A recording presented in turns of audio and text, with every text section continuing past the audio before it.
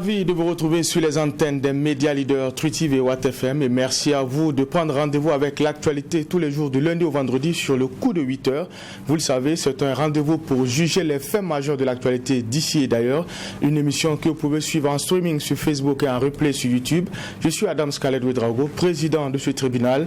Mesdames, Messieurs, bonjour. Messieurs les juges, bonjour également, bienvenue. Bonjour Président Ouedraogo, bonjour Juge Vara, bonjour Madame, Monsieur. Bonjour Juge Boumba, bonjour Président, bonjour auditeurs et téléspectateurs. Première conférence de presse du mouvement du peuple pour le progrès MPP depuis la chute du régime Kaboré. Libération de l'ancien président et la vie du parti étaient à l'ordre du jour de ce rendez-vous avec les hommes de médias. Retour sur cette actualité lors de cette convocation. Autre sujet enrôlé ce vendredi, la sortie manquée de Oscar Barreau sur le banc de la sélection nationale. Premier match après la CAN au Cameroun et lourde défaite face au Kosovo 5-0. L'actualité malienne sera également au cœur de cette émission avec la Cour de justice de l'UEMOA qui demande la suspension de l'exécution des sanctions économiques prises contre le Mali. Décryptage de ces sujets après les avant-propos.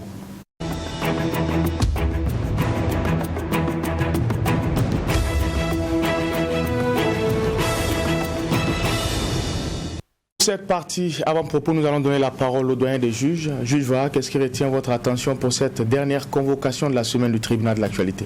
Oui, merci Président. C'est toujours la question du Mali. On l'abordait hier. Il y avait Assimi Goïta qui était invité à se rendre au Ghana, auprès de ses pairs, pour discuter de la situation au Mali. Et donc on apprend à travers un communiqué confidentiel que Assimi Goïta n'était pas enclin à y aller et qu'il proposerait si discussion il y a sur le Mali, que cela se fasse par visioconférence, mais il a tout de même décidé de dépêcher sur les lieux son ministre des Affaires étrangères, Abdoulaye Diop. Je pense qu'il devrait être accompagné du ministre d'État chargé, du ministre chargé des réformes de l'État et puis celui de l'administration territoriale. Je pense que donc c'est quand même des ministères assez costauds pour discuter des questions qui sont essentielles pour le Mali, et puis c'est ceux qui ont à charge les portefeuilles, en tout cas sur les questions centrales, c'est-à-dire retour à un ordre normal à travers l'organisation d'élections et puis la question des réformes au sein du Mali. Maintenant, on sent dans la posture de Goïta beaucoup de prudence, parce que quoi qu'on dise, il y a eu aussi des manifestations au Mali pour lui demander de ne pas partir. Donc il fait corps avec son peuple et il est en tout cas très adoubé jusqu'à présent, et en plus sortir du pays dans les conditions qu'on sait, et surtout quand on voit que son pouvoir, beaucoup lui en veulent, c'est pas très rassurant que de sortir dans des conditions pareilles. Il y en a qui parlent beaucoup de théorie du complot, de quoi que ce soit, mais c'est clair que tout est à prendre en compte et il y a beaucoup de prudence. Et puis il y a une réalité aussi, c'est que, comme je le disais hier, pour moi, il y a un Mali qui est beaucoup plus fort vis-à-vis de la CEDEAO en termes je dirais pas d'Ora, mais je dirais dans le bras de fer qu'il y a eu et dans la façon de gérer, il y a un Mali qui est en bien meilleure posture que la CEDEAO, qui est désavouée notamment par ses peuples sur la question des restrictions qui ont été prises sur le Mali. Quand on a vu les réactions qu'il y a eu avec certains leaders d'opinion et tout, c'est une CEDEAO qui était vraiment un peu dérangée dans ses bottes. Donc aujourd'hui, pour moi, avec au fil du temps la résistance que le Mali a pu mettre en place, la résilience et tout, ça l'a rendu un peu plus forte. Maintenant, c'est clair que Goïta, lorsqu'il y va, à condition qu'il y aille, c'est-à-dire que s'il y va et qu'il est avec ses pairs, ce qui en sortira sera un genre de conclusion à des échanges et à des débats auxquels il a participé. Ça risque d'être contraignant pour lui.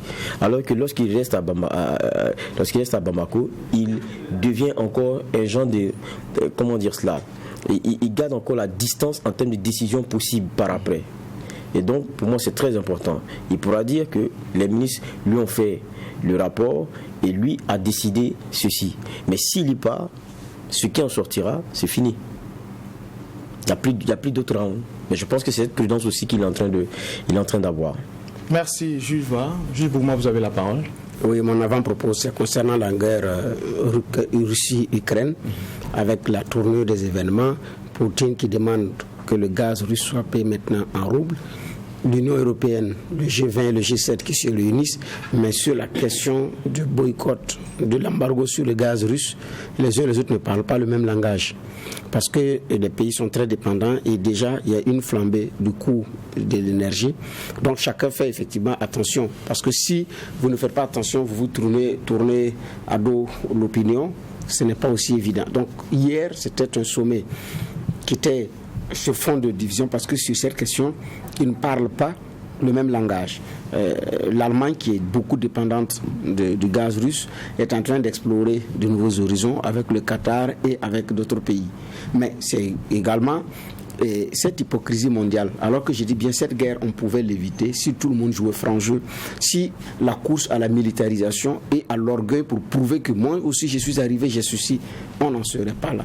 On aurait pu accepter de faire de l'Ukraine un État neutre comme on n'en serait pas là. Pourquoi en Europe, il y a des États neutres et puis ailleurs, on a comment on appelle ça, au niveau de la Russie, l'Ukraine, le prolongement, on n'en veut pas. Et le rôle de l'OTAN aujourd'hui, c'est quoi exactement? C'est pour faire la guerre à qui et pourquoi? Donc, c'est j'ai dit bien, c'est cette hypocrisie que l'humanité a et cet orgueil que nos dirigeants ont qui nous ont conduits dans une telle situation alors qu'on n'en a pas besoin. On aurait pu faire l'économie de cette guerre, faire l'économie de toute cette course folle vers l'armement, vers la flambée des prix, la guerre économique, que le monde s'en sortirait mieux. Mais on a l'impression, c'est aussi comme les guerres qui font évoluer l'humanité, parce qu'à partir de cette guerre, beaucoup de choses vont changer. L'ordre mondial va prendre un nouveau cours. Peut-être que c'est à dessein. Sinon, franchement, cette guerre n'avait pas sa raison d'être avec ce qui est en train de se passer.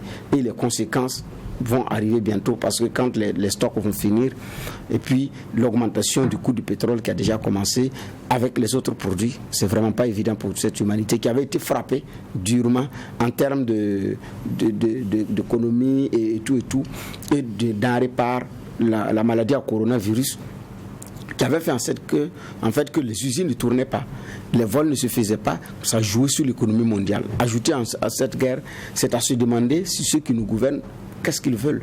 Mais bon, en attendant, puisqu'ils sont dans des salons feutrés, protégés, mais c'est le citoyen lambda qui est consommateur final, qui paie les pots cassés de cette guerre-là.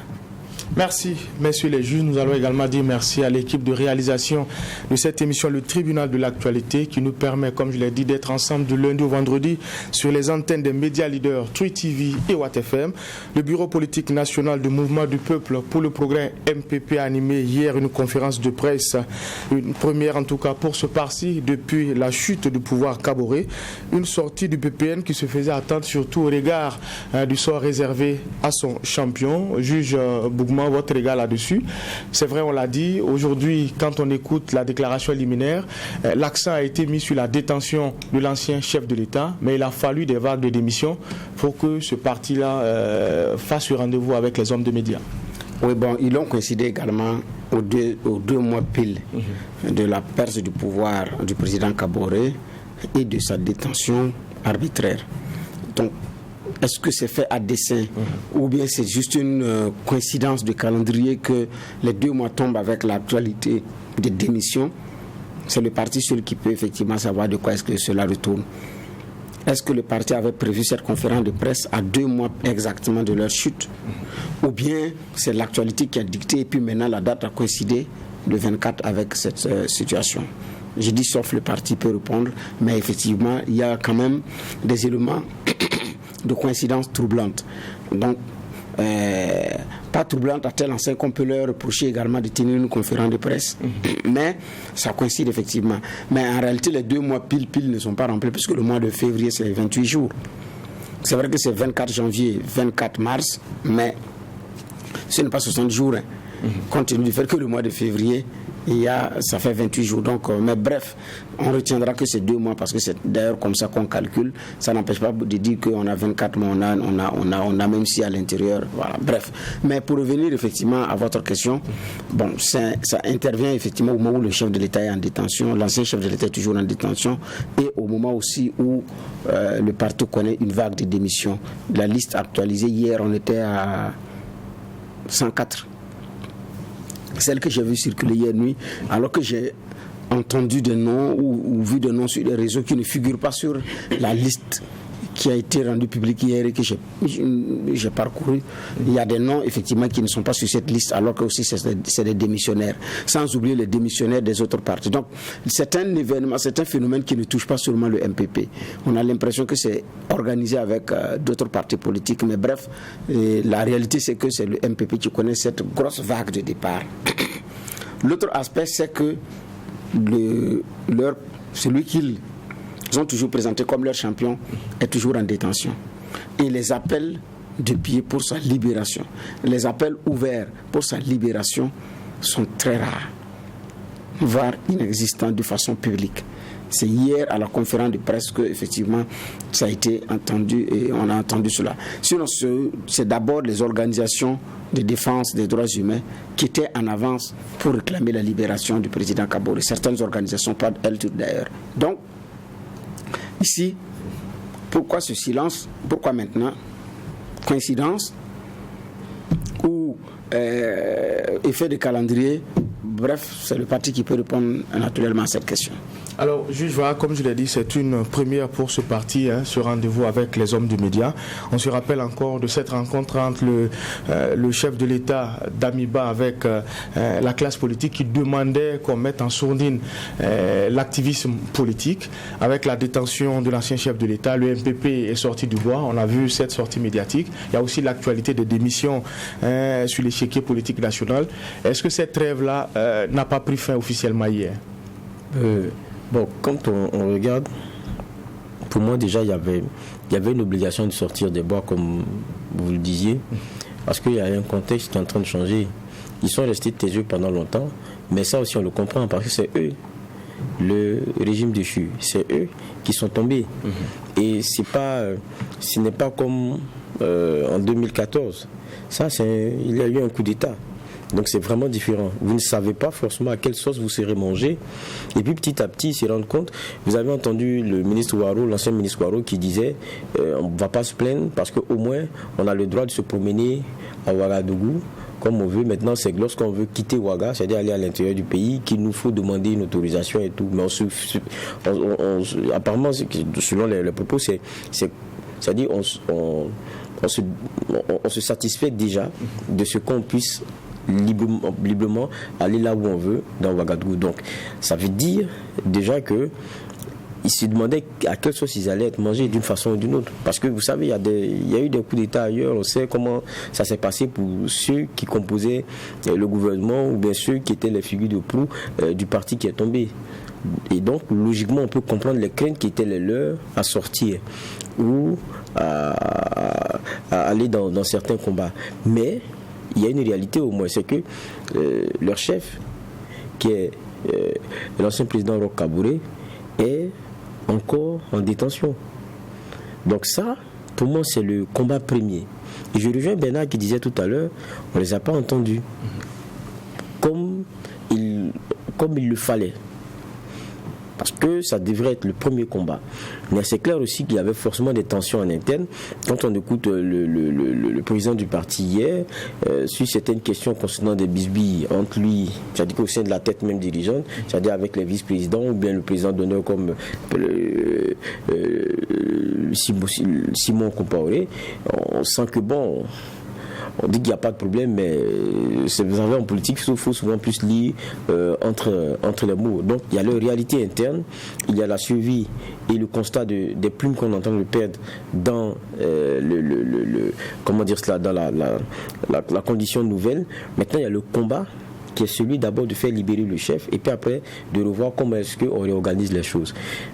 Il était temps qu'ils sortent, ils sont sortis, mais je pense, pour moi aussi, c'est que c'est les démissions qui les ont contraints, avec aussi peut-être le calendrier qui tombait pile poil sur les deux mois de détention dans l'ancien président Roch Kaboré, mais il fallait qu'ils sortent et ils sont sortis. On peut lire dans... Vous vous rappelez quand ils avaient été reçus tous, y compris Bala Sakandé et les autres qui composaient l'ancien régime par le nouveau président d'Amiba.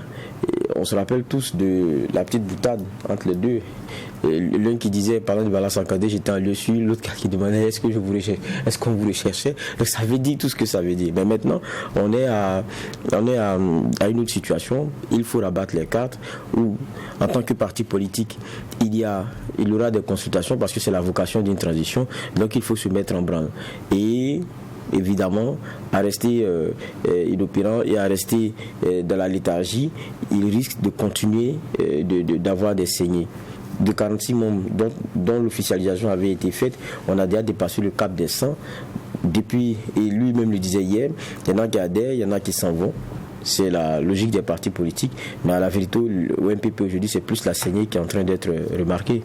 D'accord. Alors, juge Bougma, concernant les démissions, le président du parti, du MPP, estime qu'il n'a pas aujourd'hui les raisons qui ont motivé ces départs-là, mais il estime et il ajoute il préfère avoir 100 militants convaincus que d'avoir 1000 militants qui rament à contre-courant. Est-ce que c'est un message de nature justement à freiner cette saignée-là, mettre cela dans l'ordre normal des choses?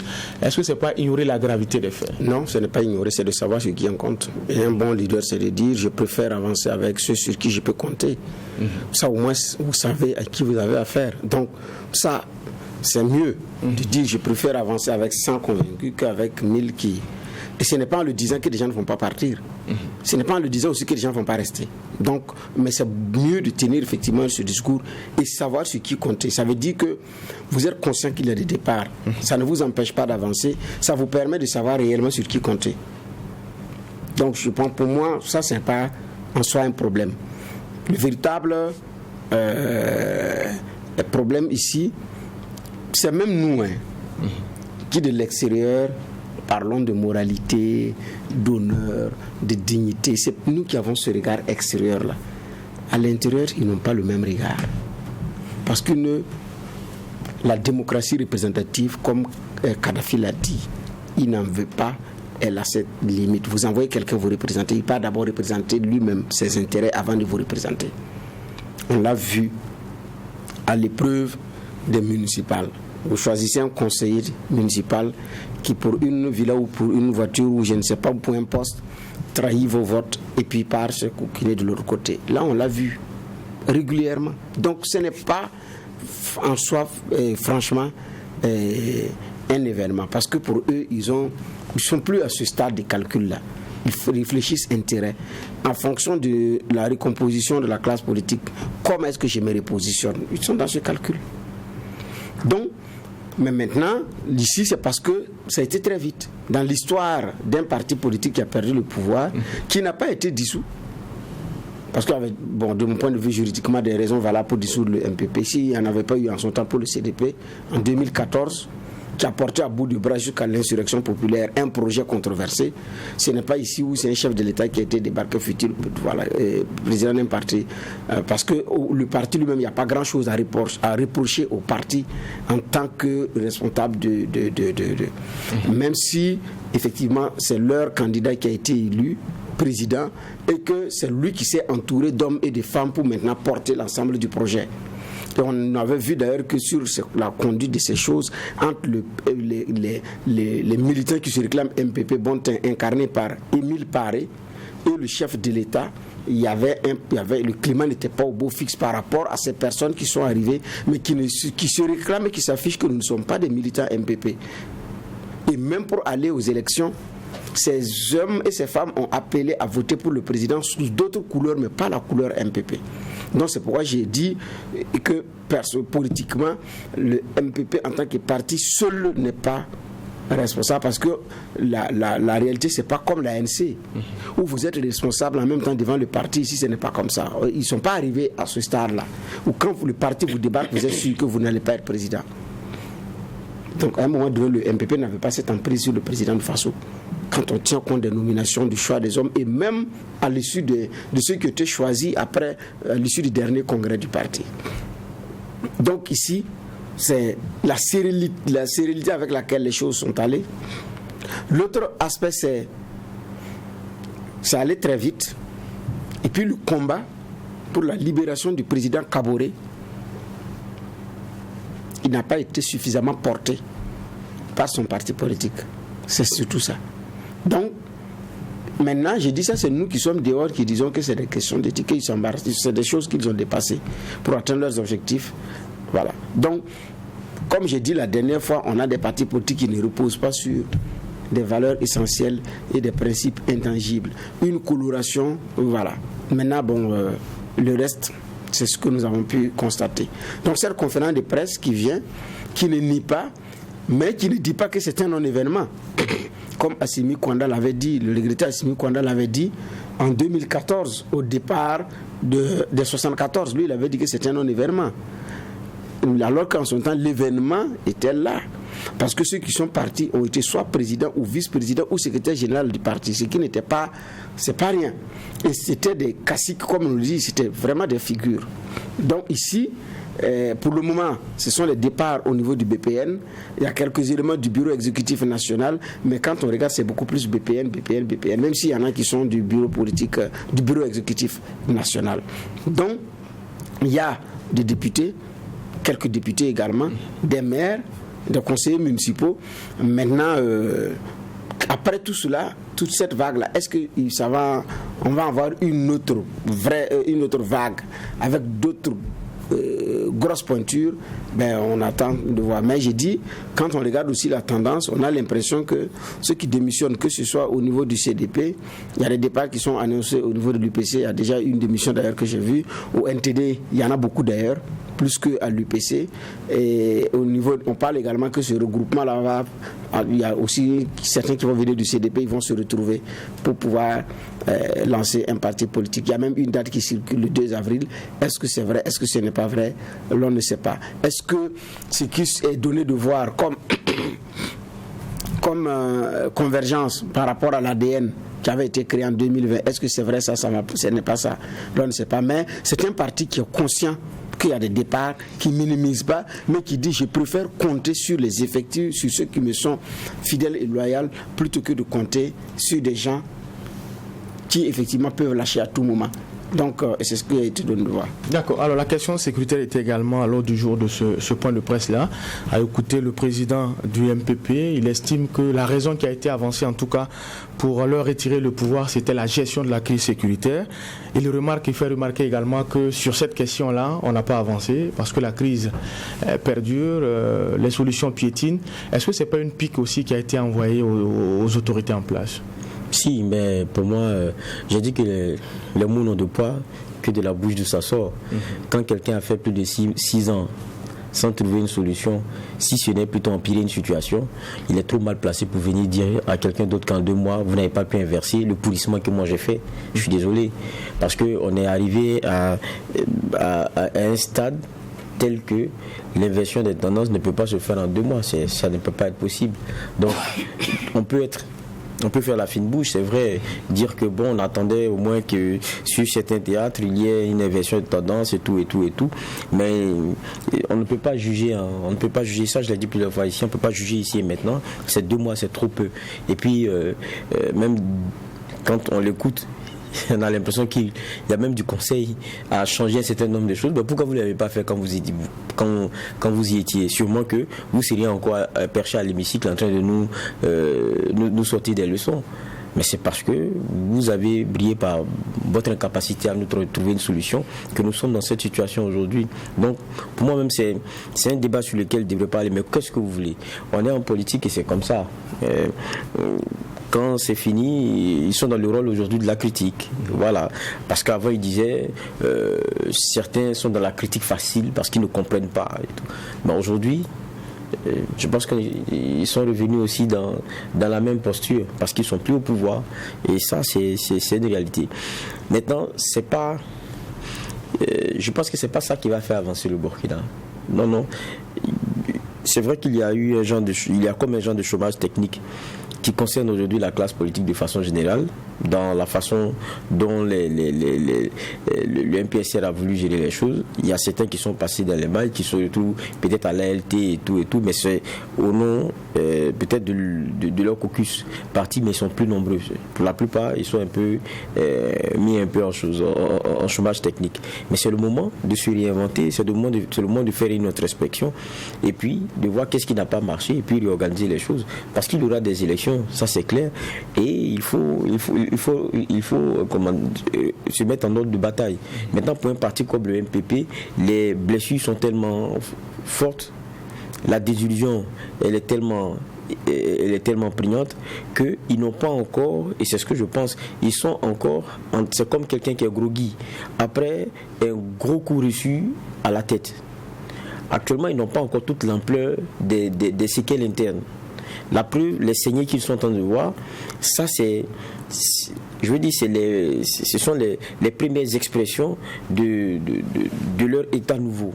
Mais ce n'est pas encore fini. La preuve, le point de presse, il est programmé lorsqu'il y a une officialisation de 46 départs, et non des moindres. Au lendemain du point de presse, on a plus de 100. Donc, jusqu'à présent, ils sont encore groggy, ils ne savent pas ce qui est en train de se passer. Ah oui, c'est comme ça lorsqu'on chute de très haut. Et il y a beaucoup d'humilité à tirer dedans et d'enseignement. C'est très important. Même qu'à regarder Alassane Bala Sakandé avec ses lieutenants, ce n'est plus la même chose. Vous savez, le pouvoir là, c'est ça. C'est-à-dire que quand vous le détenez et qu'il est enivrant, vous avez l'impression que vous êtes le maître du monde. Vous pensez que vous avez le droit sur tout, vous pouvez tout faire. Mais quand il change de camp, vous êtes comme on a vu hier, le regard à gare, en train de chercher à sauver le peu qui reste. Et on s'est dit, bon, ok, qu'est-ce que vous voulez qu'on dise? J'ai écouté un peu ses propos, même sur les démissions. Il dit, il ne va pas se faire le juge des questions d'éthique et de valeur, mais parce que ils sont à la posture limite et simple d'accepter ce qui est en train d'arriver. Ils ne peuvent rien faire d'autre. Mais après, lorsqu'ils auront fait un bon diagnostic des coups, blessures et tout qu'ils ont reçus, ils vont maintenant aller sur le remède possible, mais ils auront entre-temps en tout cas beaucoup perdu. Comment je m'en tiens par exemple à certains éléments, vous voyez l'ancienne ministre Marshal El-Boudou, elle a fait même un poste comme pour dire je suis encore au MPP, je suis au MPP, j'y crois, ma conviction y est. Mais c'est parce qu'il y avait beaucoup de choses qui se racontaient. Donc à un moment donné, il faut rassurer pour ne pas aussi que ça démobilise. C'est à ça ils sont aujourd'hui, à sauver les meubles. D'accord. Alors, juge Bourma, on a vu que lors de ce point de presse, Bala Sakandé a saisi l'occasion pour régler ses comptes avec certains. On avait vu aux premières heures du coup d'État, notamment après la chute du pouvoir Kaboré, des accusations, notamment des questions de détournement de fonds. On parlait de 24 milliards de francs CFA. Également la question des véhicules qui avaient été retrouvés, semble-t-il, à son domicile. Il a apporté des réponses souvent avec une pointe d'humour, une réaction par rapport à cette sortie-là. Mais il était très attendu, il fallait répondre sur ces questions. Donc je ne vois pas le président du MPP sortir devant les médias sans que cette question ne puisse venir. Donc il fallait effectivement répondre. Il dit se mettre à la disposition de la justice. Donc nous en avons effectivement entendu parler, mais je pense que la solution d'une telle situation, c'est de la justice, c'est de rendre justice. Est-ce que le véhicule était en son nom? Est-ce que ce sont les véhicules de l'Assemblée nationale? Et autant de questions qu'on pourrait se poser. Donc, ici, si la justice... En réalité, les autres pays ont moins de problèmes pour le traitement de ces choses-là. Ils ne sont pas dans l'émotion, ils ne sont pas dans le sensationnel. C'est la justice qui fait le travail, qui fait la part des choses. Il dit qu'il roule actuellement dans son véhicule personnel et que c'est ça qu'il roule. C'est des choses qui sont vérifiables. Pour les véhicules qui ont été retrouvés également, c'est des choses qui sont vérifiables. Qui auraient été retrouvées, c'est des choses également qui sont vérifiables. Donc, ici, ce qui est donné de faire chose, c'est que la justice se mette en branle. Et puis, sinon, on va rester dans des accusations stériles.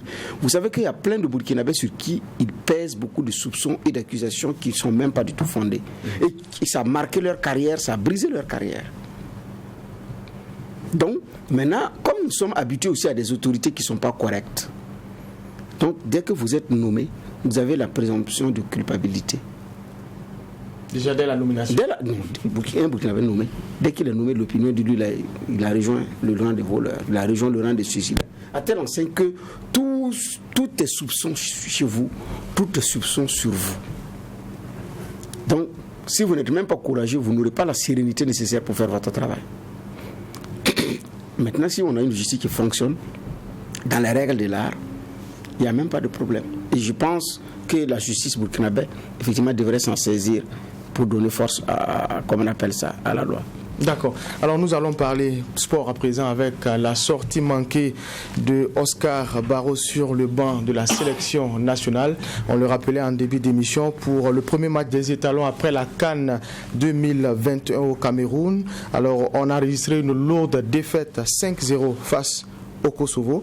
Alors juge VAR, ça a été un jour sans parce que finalement rien n'a marché. Même le penalty qu'on a eu, on n'a pas pu concrétiser à avoir ce but d'honneur là. Oui, vous parlez de jour sans. Un jour sans, ça c'est relatif. Là, c'est pas un jour sans. Hein. Ça a été une humiliation. Moi, je l'ai vécu comme ça en tout cas. C'était une grosse humiliation. On a senti une équipe qui était vraiment amorphe, qui n'avait pas de solution, qui se cherchait sur le terrain. Et puis bon, ce qui fait mal un peu, c'est l'équipe qui est en face en fait. Je pense que c'est le Kosovo.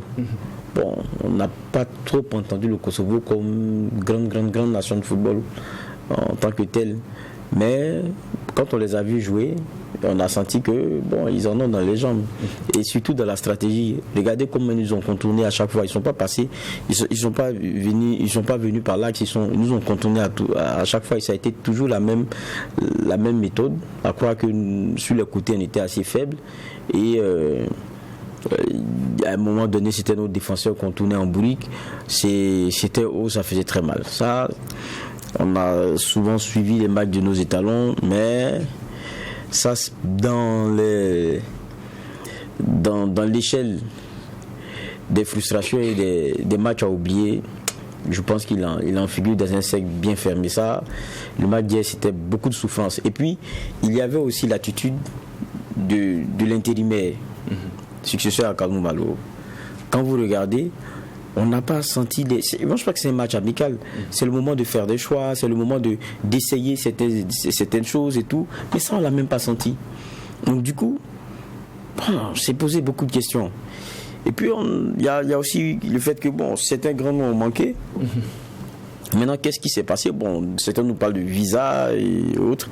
Je pense que pour ces éléments-là, pour ces moments qui sont ceux de réglage, parce que c'est à ça que ça sert les matchs amicaux, ça devrait être aussi le moment d'obligation de présence pour qu'on puisse après voir de par les choix qu'on a, les possibilités qu'on a, quelles sont les vraies équipes types qu'on peut caler et tout. Mais ça donnait ce que ça donnait. Et pour terminer, à moi, j'ai été sonné par quelque chose, c'est qu'on n'a pas de gardien. Quand Kofi, il est blessé, on est foutu. On n'a pas de dernier rempart. On n'a pas de dernier rempart. Vous regardez sur certains buts, vous voyez le gardien en train de décoller là, c'est juste pour embellir le but comme on fait dans les vidéos. Le gars il plonge et puis le ballon ça passe, ça rentre dans les filets. Donc vraiment on en a souffert. Et vraiment la question gardien, il faut qu'on cherche un vrai second pour Kofi, sinon ça ne sera pas facile. Alors, juge Bouma, quand on regarde ce match-là, on a comme l'impression que les séquelles de la dernière sortie à la CAN au Cameroun est restée. On est toujours bloqué à ce stade-là parce qu'on sent clairement un manque de confiance au niveau des étalons. Vous posez la question à quelqu'un qui suit les matchs des étalons à la radio et qui continue de les suivre. Mais c'était prévisible. Moi, je ne pensais pas qu'on pouvait faire mieux. Peut-être réduire le nombre de buts marqués. Et je rêvais également que le gardien intérimaire puisse faire mieux. Vous voyez, l'adage est connu. La chance, c'est quand la préparation rencontre l'opportunité. Sinon, il n'y a pas de chance. Vous devez avoir des événements, des choses qui s'offrent à vous, mais qui ne vous pourront pas être utiles puisque vous ne vous êtes pas préparé. Mais si vous êtes préparé, vous dites que vous avez de la chance. Des gardiens de but ont eu une seule opportunité d'un match. Ils ont été titularisés. Lui, il a eu l'opportunité de plus d'un match. Jusqu'à présent, ça ne va pas. C'est-à-dire que monsieur n'est pas suffisamment préparé, même sur le plan mental. C'est la même chose qui a fait que sa blessure lors de la CAN, les uns et les autres n'ont pas cru. Baba Youré s'en est sorti également avec ce qu'on a pu voir comme résultat. Vous regardez la photo, l'image de M. Baba Youré, les mains levées, vous regardez bien son visage, vous savez que ce monsieur-là n'est même pas du tout serein. Il craint que la balle l'enfonce lui-même dans le filet. Je ne suis pas en train de descendre un gardien de but. J'ai été un gardien de but. Quand je regarde le visage, je sais de quoi je parle. J'ai ce minimum-là quand même. Donc il y avait un manque de sérénité sérieuse dans la posture physique déjà de ce portier-là. Et après celui-là également, hier, mais c'était encore grave. Donc du manque de sérénité de nos gardiens de but à une équipe qui a aussi des problèmes de confiance en lui-même, donc des joueurs qui ont des problèmes de confiance en lui-même, et un staff qui ne se parle pratiquement pas est un problème. Quand je parle de staff, je ne parle pas des nouveaux venus, je parle de l'équipe dirigeante. Quand ils sont revenus de la CAN, quel était le bilan serein qu'ils ont pu dresser pour nous? Le premier bilan, c'était d'abord de sortir une note et puis dire que le contrat ne sera pas renouvelé, parce que quand vous ne devez pas renouveler, vous n'allez pas pouvoir renouveler le contrat de quelqu'un. La loi vous donne un certain nombre de délais, donc il faut le faire dans ces délais pour éviter que juridiquement ça coince et tout. Bon, bref, comme si Malo n'avait pas une seconde chance à la tête de cette équipe. Je l'ai dit, la Fédé le sait, l'entraîneur sénégalais, il a fait 8 ans avec le Sénégal avant de remporter sa CAN. Donc je fais partie de ceux qui ont été très sévères en critique vis-à-vis de Malo. Ça, je l'assume. Et j'ai dit, si Malo nous dit que son contrat c'était pour les quarts de finale, Malo nous doit des explications, la Fédé nous doit des explications. Ça, moi, je l'ai dit, assumé. Je fais partie de ceux également qui ont dit qu'au regard de son évolution et des résultats atteints, il mérite quand même une seconde chance. Mais les guéguerres au niveau de la Fédé l'emportent sur le boulot. Puisque à la fédération, l'ensemble de la fédération a trouvé le moyen de trouver un nouveau boulot pour s'en occuper plutôt que de gérer notre football. Cette guerre de positionnement, cette guerre d'orgueil, de ceci, de cela, c'est ça ce qui est devenu le nouveau boulot. Il n'y a pas de sérénité. Et donc, avec ce résultat, celui qui vient d'arriver, M. Barraud, je ne sais pas s'il a fait carte de candidature pour... Mais lui, il voit également que ses chances sont en train de s'amincir également lui, par le choix des hommes et la qualité du match. C'est vrai qu'il y a d'autres matchs qui sont en train de venir, notamment avec la Belgique. Je vois que les internautes sont en train de l'appeler avec force de taille, qu'ils rappellent que c'est la meilleure équipe. Mais... au fond, qu'est-ce qu'on cherche? Donc, j'ai dit une bagarre de Fédé qui ne finit pas. À la CAN, on l'a traversé pendant la CAN. On est revenu avant la CAN, pendant la CAN, on est revenu à Ouagadougou, ça a continué. Le ministre a tapé du poing sur la table la dernière fois. Est-ce qu'ils vont pouvoir encore... Est-ce que la sérénité va revenir dans les rangs? Je ne sais pas. Au moment où certains demandent d'ailleurs un nouveau comité exécutif. Donc, président, dans ces conditions, qu'est-ce qu'il faut faire? Il faut de la sérénité. Est-ce qu'il nous faut un nouveau comité exécutif carrément, ou bien il faut changer certaines personnes, ou bien, je ne sais pas. Mais tant que la Fédé elle-même ne sera pas sereine, ne parlera pas le même langage, il n'aura pas les mêmes objectifs que d'abord de bloquer l'autre, on aura toujours un match comme ça. D'accord. Alors, sur le plan continental, on a vu que les étalons, en tout cas, ont pu imposer, je dirais, leur nom. On l'a rappelé plusieurs fois sur ce plateau-là, le parcours qui a été le leur à plusieurs compétitions. On a même joué une finale. Mais pendant plusieurs années, on a titillé le sommet. On a presque frôlé des qualifications à une Coupe du Monde. Est-ce que ce match-là ne nous rappelle pas qu'on a des chemins de paliers à franchir avant d'avoir une équipe de classe mondiale capable de participer à une Coupe du Monde? Parce qu'on aura des équipes en face qui auront le même style de jeu que le Kosovo, sinon plus. Non, le problème, c'est que le Burkina aussi est capable du meilleur comme du pire. C'est l'inconstance qui est pour moi notre défaut premier. Vous pouvez avoir un visage des étalons qui vous émerveille, et puis 2-3 matchs après, vous êtes surpris. Ou bien dans le même match. On a vu notre dernier match à la CAN, ça a été ça. 3-0, et en un rien de temps, on s'est écroulé comme un château de cartes. Et puis bon, il y a aussi qu'il faut accepter que quand vous regardez, quand on regarde les étalons qui ne sont pas allés, il y a quand même Bertrand Traoré, Issouf Dayo, Blati Touré. Et puis, il y a eu aussi, je pense, Issa Kaboré, Hervé Kofi. Bon, vous voyez que c'est quand même des joueurs majeurs que nous avons. Maintenant, il y a eu Brian Dabo qui était arrivé, Cédric Badolo. Bon, mais ça n'a pas réussi à inverser la tendance. C'est-à-dire qu'on avait vraiment beaucoup de cadres qui n'étaient pas là. Je pense que ça, il faut reconnaître aussi que ça pourrait vraiment compter. Mais ce n'est pas une excuse. Parce que je crois qu'une équipe, il doit avoir un minimum de prestations. C'est-à-dire qu'on peut descendre bas, mais pas plus bas que bas. Et ce qu'on a vu hier, c'était vraiment plus bas que bas. C'est-à-dire qu'on était amorphe, on n'avait pas de solution. Et on était face à... Je pense que le Kosovo, quand on recherche, c'est quoi, 111e mondial, non? Je ne sais pas le classement FIFA. Nous, on est de 61e ou je ne sais plus. Donc, mais quand vous regardez ce qui s'est passé là, c'est pas trop ça. Ils nous ont maîtrisé du début à la fin. Et à chaque fois qu'ils accéléraient, nous, on n'était pas loin de prendre un but.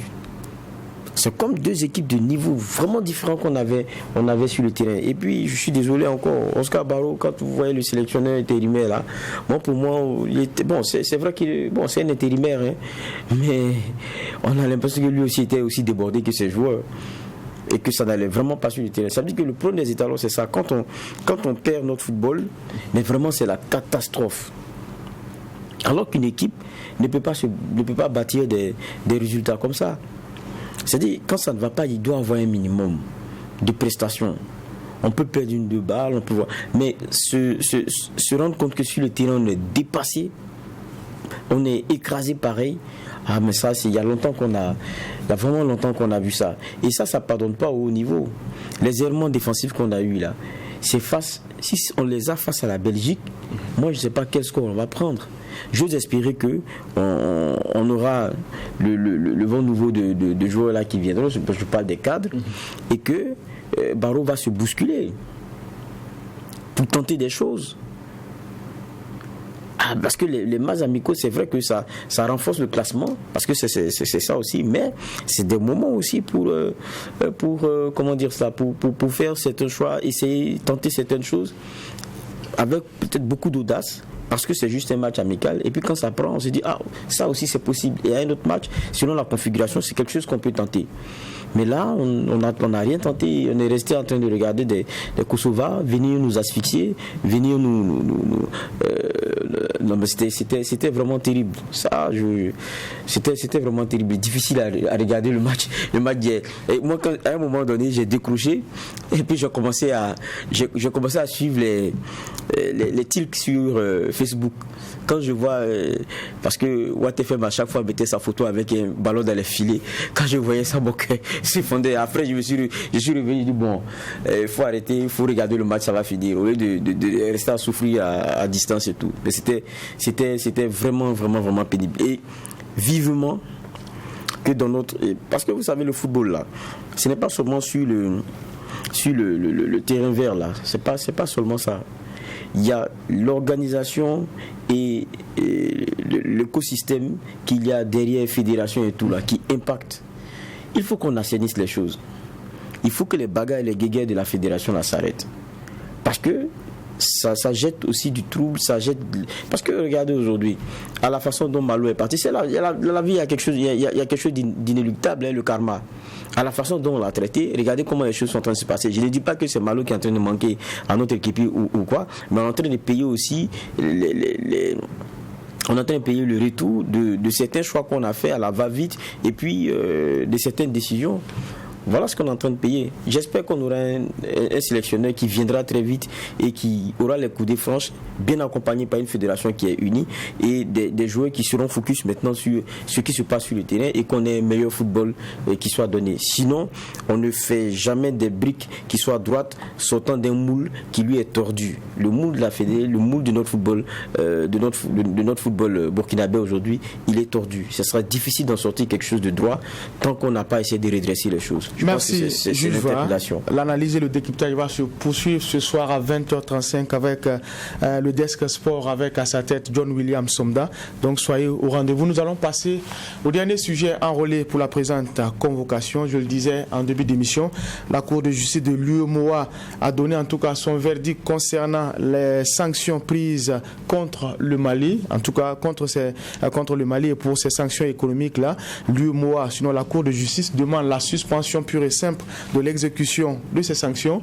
Juge Bougman, on a en gros 5 minutes pour en parler. Chacun aura certainement une prise de parole. Votre regard par rapport à cette décision-là, on pourra dire que c'est une victoire d'étape encore engagée par la transition malienne. Oui, c'est une victoire d'étape engagée par la transition malienne et ceux qui regardaient les choses de presse se sont dit que sur le plan juridique, il n'y avait pas de raison que le Mali ne remporte pas cette guerre parce que ça n'a rien à voir et les décisions étaient illégales. Donc victoire d'étape pour le Mali en attendant effectivement les conclusions du sommet du jour. Donc c'est un Mali qui est gonflé à bloc, régaillardi et à qui on n'avait pas donné un long temps de survie, mais qui a pu survivre grâce effectivement à ses voisins qui lui ont prêté main forte, que sont la Guinée, la Mauritanie, et puis l'Algérie de l'autre côté également, qui est venue en renfort. Je parle de 3 pays déjà qui sont en Afrique, je ne parle pas des soutiens extérieurs. Donc ici, en tout cas, le Mali engrange une victoire d'étape. Ici, c'est une UEMOA qui est rangée également dans ses petits souliers. C'est aussi une CEDEAO rangée également dans ses petits souliers parce que là, effectivement, la société des leaders d'opinion, des différents leaders d'opinion vient conforter que, effectivement, la CEDEAO a fait la force, comme on le dit chez nous au Mali, et est allée de façon, à un moment donné, les décisions, c'est même pas humain. C'est parce que c'était l'asphyxie de tout un peuple qui est annoncé, voulu et célébré par des chefs d'État qui dirigent des peuples. C'était inimaginable, c'est incompréhensible. On ne pouvait pas asphyxier le Mali jusqu'à ce niveau-là. On ne tient même pas compte du Malien, de la Malienne, qui ne pouvait même plus retirer de l'argent dans une banque qui vient de l'autre côté, comme on appelle ça, de la frontière, pour pouvoir parfois aller payer un médicament en pharmacie. C'est un peuple que vous voulez asphyxier pour qu'il chasse un dirigeant alors que vous venez parler au nom d'autres peuples. C'est criminel. Ça ne peut pas marcher. Sincèrement, je suis désolé, je ne m'emporte, mais franchement, des dirigeants dignes qui pensent peuple ne peut pas faire ça. Si vous êtes suffisamment intelligent, trouvez l'intelligence politique et la stratégie nécessaire pour mettre Goïta et ses camarades hors d'état de nuire sans faire payer le lourd tribut à quelqu'un qui se déboule chaque jour dans son atelier qui est peine à avoir dessous. D'accord, alors Juge Va dans son propos a parlé justement de cette décision de Goïta de ne pas prendre part au sommet extraordinaire de la CEDEAO. C'est un pied de nez qui est fait justement à la communauté internationale, on peut le dire comme ça. Votre regard là-dessus en quelques secondes. Oui, il se comporte en bon soldat. C'est ça, je ne pars pas. Parce que si Goïta part, d'abord il est taiseux. C'est pas quelqu'un qui parle beaucoup. Donc c'est pas sûr que pour les questions d'argumentation et tout. Et puis quand on vous appelle comme ça, c'est peut-être pour vous dire bon, à partir de maintenant, faites ci, faites ça, faites ça. Si vous ne faites pas ça, vous ne faites pas ça, vous ne faites pas ça. Mais en envoyant quelqu'un, ça lui permet, c'est peut-être de rebondir après, comme Geoffroy l'a dit, d'arrondir les angles et tout et tout. Mais en disant également qu'il ne part pas, il donne également du fil à retordre à cette communauté des chefs d'État qui, de mon point de vue, devraient pouvoir mettre de l'eau dans leur vin. Quand les Maliens sont venus avec les 5 ans de transition, la CEDEAO a dit niet. J'ai dit, le minimum c'était de dire bon, nous ne sommes pas d'accord pour les 5 ans. Nous sommes d'accord pour vous dire 1 an, pour vous dire 2 ans, ou pour vous dire 6 mois à la limite. Mais dès que les 5 ans ont été refusés, il n'y a plus de dialogue possible. Allez, asphyxie. Ah non. Franchement, pour dire qu'on veut aider un peuple, ce n'est pas comme ça qu'il faut se comporter. Donc, ici, Goïta, sur le plan de la communication, a gagné la bataille. Juge Va, votre regard justement sur cette décision de la Cour de justice de l'UEMOA qui apporte de l'eau au moulin des autorités maliennes. Bon, d'abord, c'est pas pour moi la décision de l'injonction de suspension, mais il y a l'attitude malienne d'abord qui est très intéressante, parce qu'ils ont constitué d'abord un collectif de 6 avocats qui est dirigé par maître, s'appelle maître Moustapha Cissé, qui est avocat au barreau du Mali et qui, je pense, est bâtonnier de l'ordre des avocats aussi du Mali. Donc 6 avocats qui avaient introduit 2 recours. Et quand vous regardez les 2 recours, c'était sur, d'abord le premier, c'était sur, pour obtenir donc la Cour de justice de l'UEMOA, l'annulation de la décision de la CEDEAO. Et puis deuxièmement, c'est demander sa suspension, la suspension de son exécution au regard des conséquences que cela a sur les Maliens et tout. Donc, il y a un Mali qui ne s'est pas assis et dit non, on n'est pas d'accord, d'ailleurs même c'est ceci, d'ailleurs c'est cela. Non. Ils ont eu recours aux voies que nous avons, c'est-à-dire celle de la justice, pour pouvoir faire entendre ce qui, à leur sens, est de l'ordre du contestable. C'est ça qui est important aujourd'hui. Et donc, ça, pour moi, c'est une leçon. C'est pas seulement ruer dans les brancards, faire descendre les gens dans les rues et tout. Il y a plusieurs voies qui sont possibles. Et ça, c'est déjà, ça met mal à l'aise la CEDEAO dans son fonctionnement. Et puis, le Mali a toujours rappelé les textes qu'ils ont signés et qui font que, par exemple, BCEAO et certaines entités ne peuvent se permettre de leur faire ce qu'ils sont en train de faire. Et les chefs d'État sont sortis des prérogatives qui sont les leurs en tentant d'asphyxier un pays. Ils l'ont dit, ils l'ont dénoncé, et encore une fois, ils sont allés ester en justice. Et je dis c'est ça qui est important, et c'est la leçon pour moi à retenir. Sortie médiatique du bureau politique national du MPP, lourde défaite des étalons face au Kosovo et la décision de justice de la Cour de justice de l'UEMOA sur les sanctions économiques prises à l'encontre du Mali. Voici les 3 sujets qui étaient enrôlés pour cette 5e et dernière convocation de la semaine du tribunal de l'actualité. Messieurs les juges, merci pour vos clés de lecture. Nous allons mettre un point final à la présente convocation et se donner rendez-vous lundi pour la même mission. Jetez un regard critique sur l'actualité, mais en attendant, restez fidèles au programme des médias leaders True TV et Watt FM.